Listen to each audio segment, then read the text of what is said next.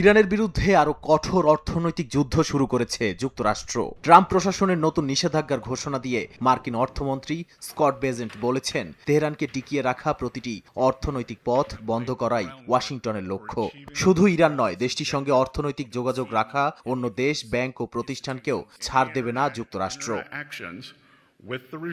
Bessent হুঁশিয়ারি দিয়ে বলেন, ইরানের অর্থনৈতিক কর্মকাণ্ডে জড়িত প্রতিষ্ঠানগুলোকে মার্কিন ডলার ব্যবস্থার বাইরে সরিয়ে দেওয়া হবে। বিদেশে থাকা ইরানি ব্যাংকের কার্যক্রম বন্ধে দেশগুলোকে নির্দিষ্ট সময়সীমাও দেয়া হচ্ছে।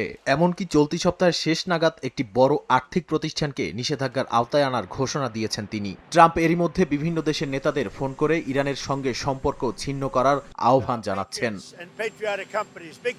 ওয়াশিংটনের এই অর্থনৈতিক চাপের জবাবে পাল্টা অবস্থান নিয়েছে তেহরান। ইরানের পার্লামেন্ট স্পিকার মোহাম্মদ বাগের গালিবাফ বলেছেন, যুক্তরাষ্ট্র ইরানের সঙ্গে বাণিজ্য করা দেশগুলোর উপর আরও চাপ প্রয়োগ করার মতো অর্থনৈতিক অবস্থানে নেই। আর ইরানের পররাষ্ট্র মন্ত্রণালয়ের মুখপাত্র ইসমাইল বাঘেই মার্কিন নিষেধাজ্ঞাকে অর্থনৈতিক সন্ত্রাস হিসেবে অভিহিত করে বলেছেন, এ ধরনের চাপ সাধারণ মানুষের উপরই বেশি প্রভাব ফেলে।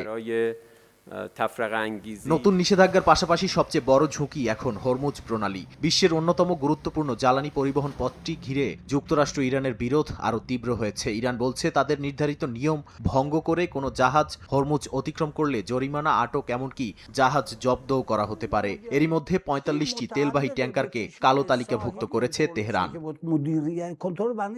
অন্যদিকে মার্কিন প্রেসিডেন্ট ডোনাল্ড ট্রাম্প দাবি করেছেন, ইরানের বিরুদ্ধে তার দেশ জয়ী হচ্ছে। একই সঙ্গে ওয়াশিংটন জিরো লিকেজ নীতি নিয়ে নিষেধাজ্ঞা বাস্তবায়নের কথা জানিয়েছে। অর্থাৎ ইরানের উপর চাপ প্রয়োগে কোনো ফাঁক রাখতে চায় না যুক্তরাষ্ট্র।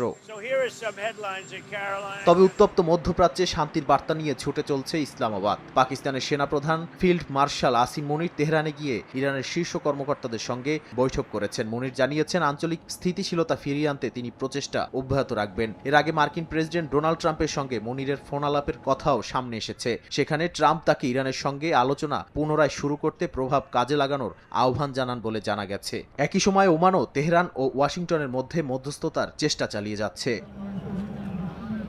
নাদিম মারজান, সময় সংবাদ।